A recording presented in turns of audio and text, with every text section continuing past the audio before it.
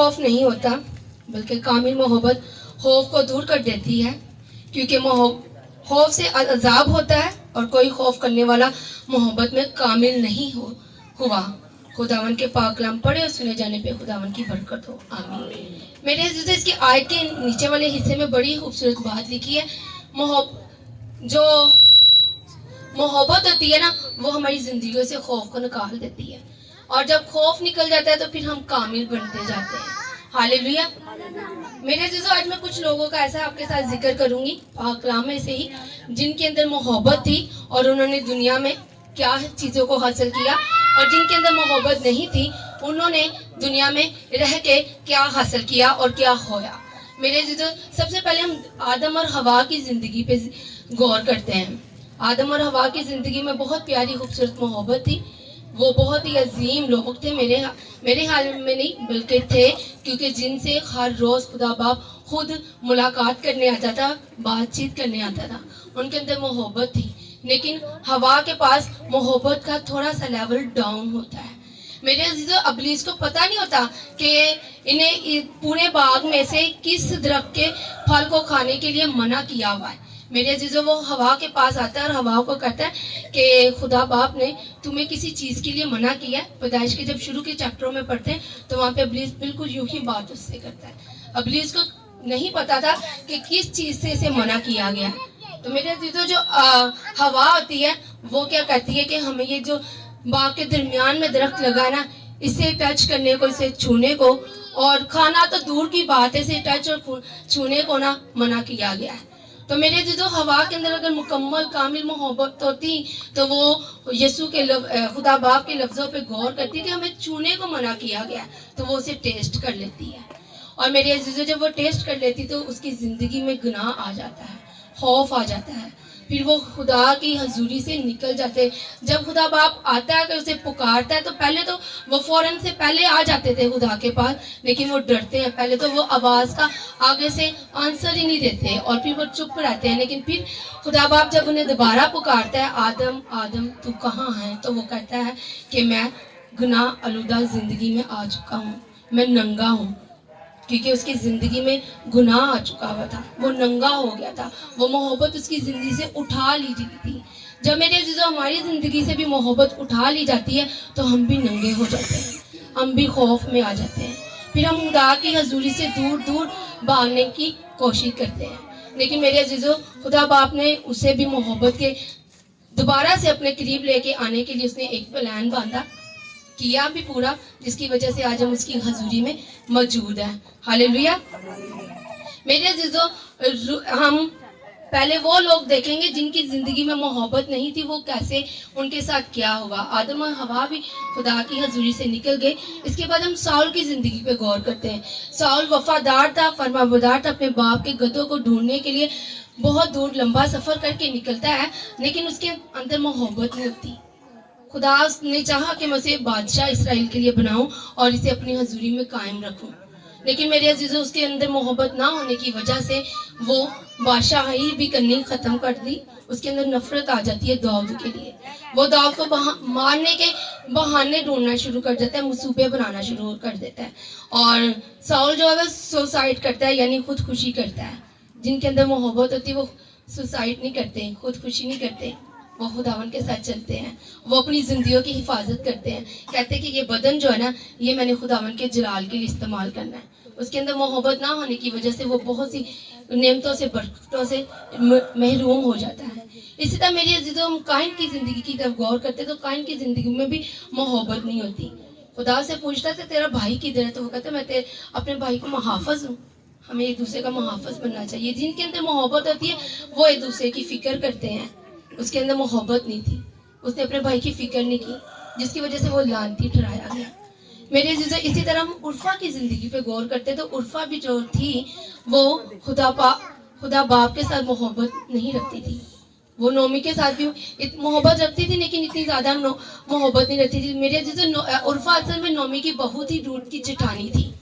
तो वो जब उसकी सास कहती तो तू अपने रिश्तेदार नाते की तरफ लौट जा, तो वो चली जाती। तो उर्फा क्या पाती है मेरे अज़ीज़ों, उर्फा भी बदकारी में दोबारा लौट जाती है।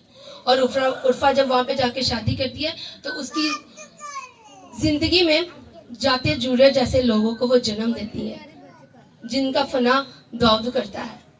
मेरे अजीजों, उसकी जिंदगी में ऐसे लोग आ जाते हैं जो खुदा से दूर तक दूर हो जाती है। अब तो ये लोग थे जिनका मैंने आपके साथ जिक्र किया कि ये खुदा की हजूरी से दूर हो जाते हैं। अब कुछ उन लोगों का हम जिक्र सुनते हैं जो खुदा की हजूरी में मोहब्बत में कायम रहते हैं, वक्त क्या पाते हैं।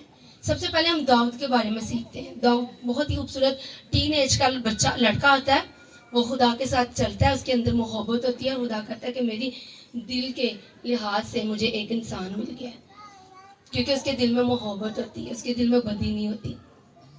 मेरे अजीजों, मोहब्बत जो वो हजारों करोड़ों गुनाहों पे पर्दा डाल देती है, वो आपको रोक लेती है। मोहब्बत आपकी जिंदगी में सब्र पैदा करती है, बर्दाश्त पैदा करती है, सलीका देती है, तरीका देती है और जिंदगी को बसर करने का एक प्यारा और खूबसूरत लाइफस्टाइल देती है मोहब्बत। मेरे अजीजों, अगर आपको कोई कुछ कहेगा तो आप बर्दाश्त करते जाएंगे, दाऊद की तरह। दाऊद ने साउल को बहुत दफा बर्दाश्त किया।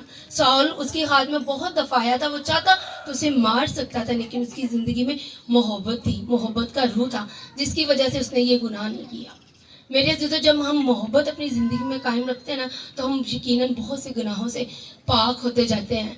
मेरे अजीजों, दुनिया में हर चीज़ फना हो जानी है। ईमान है तो वो जाता रहेगा, नबूवत है तो वो भी ख़त्म हो जाएगी, हिकमत है तो वो भी ख़त्म हो जाएगी, कायम रहेगी तो सिर्फ मोहब्बत, और वो मोहब्बत खुदा का रूह है। खुदा का रूह हमेशा कायम रहेगा। एक खूबसूरत गीत है, दुनिया की हर चीज़ बदल जाएगी पर यस्सु नाम ना बदलेगा। वो मोहब्बत की रूह है, वो कभी नहीं बदलेगा। जब हम अपनी ज़िंदगी में मोहब्बत को रखेंगे तो मेरे अजीजों वो कायम रहेगी, फिर हम खुदावन के लायक बेटे और बेटियाँ भी ठहरेंगे। मेरे अजीजों, इसी तरह हम रूत की ज़िंदगी पे गौर करते हैं तो रूत मोहब्बत से भरी होती है। रूत नोमी को छोड़ती ही नहीं, उसने नोमी के खुदा को पहचान चुकी हुई थी, वो नोमी के खुदा को जान चुकी हुई थी। वो कहती थी कि नोमी के खुदा जैसा कादर नहीं है, मैं वापस उस गंदगी में, उस बदकारी में नहीं जाना चाहती जो नोमी के खुदा को अपनाते नहीं, नोमी के खुदा की पूजा नहीं करते, उसकी वर्शिप नहीं करते, मैं उधर नहीं जाना चाहती। मेरे अजीजों, वो नोमी के साथ ही रहती है। तो नोमी क्या करती है, नोमी के साथ ही रहती है, लेकिन रूत मेरे अजीजों बाबरकत हो जाती है। वो गैर अक़वाम से होती है लेकिन खुदा की नज़र उसके ऊपर आके ठहर जाती है। मेरे अजीजों, जब भी आप कोई मेहनत करते हैं, अच्छे काम करते हैं, तो ये ना सोचे कि हमें इसका सिला नहीं मिल रहा, खुदा देख रहा होता है, लेकिन वक्त पे सिला वो देता है, वक्त मुकर्रर होता है। वो यहूदा के कबीले में शामिल हो जाती है, जो दाऊद की परदादी कराती है। मेरे अजीजों, उसकी नस्ल से हमारा निजात हिंदा आता है। दाऊद की मोहब्बत की वजह से तो आज तक अब्दी बादशाही कायम है, यानी हमारे यीशु मसीह की बादशाही कायम है दुनिया में। मेरे अजीजों, हम जब आगे देखते हैं कि मोहब्बत कैसे हमारी जिंदगी में आती है, यीशु के साथ जिंदगी बसर करने से, या उसके पाक कलाम पढ़ने से, या उसके साथ पैरोकार बनने से। बिल्कुल मेरे अजीजों, इस तरह आती भी है, लेकिन मोहब्बत को आप अपने अंदर खुद जन्म देते हैं, अपने अंदर खुद मोहब्बत को रिसीव करते हैं। मेरे अजीजों, इसकी छोटी सी मिसाल मैं आपको दूंगी। यीशु के 12 शागिर्द थे, 12 शागिर्दों में से सबके अंदर मोहब्बत थी, लेकिन उन्होंने मोहब्बत को अपने अंदर पैदा किया, मोहब्बत को अपने अंदर कायम किया। इनमें से एक शागिर्द था जिसका नाम यहूदा अक्सी था, वो उसके अंदर मोहब्बत कायम ना रह सकी, क्योंकि वो मोहब्बत ना कायम होने की वजह से वो इब्लीस के हत्थे चढ़ जाता है और यीशु मसीह को बेचने का मंसूबे में वो काम करता है। मेरे अजीजों, हम जब यीशु मसीह के साथ चल रहे होते हैं कि ये ना समझे कि हमारी ज़िंदगी पे कोई इब्लीस की चलाकी मकारी नहीं चलेगी, बल्कि बहुत ज़्यादा चलने की उसके चांसेस होते हैं। लेकिन अगर हम उसकी मोहब्बत में कायम रहेंगे तो फिर उसके जलते हुए तीरों को हम ठूस करने वाले भी होंगे, खुदावन की मोहब्बत में हम बढ़ने वाले होंगे। मेरे अजीजों, शरीयत की किताब जो वो हमें मोहब्बत के बारे में नहीं सिखाती, वो जस्ट हमें गुनाहों के बारे में आइडेंटिफाई करा रही होती है।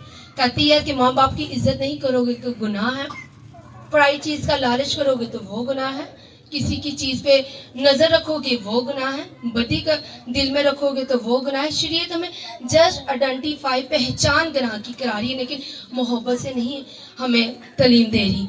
लेकिन नए ऐहदनामे में मेरे और आपके निजात हिंदे ने मोहब्बत का खाली दर्स दिया।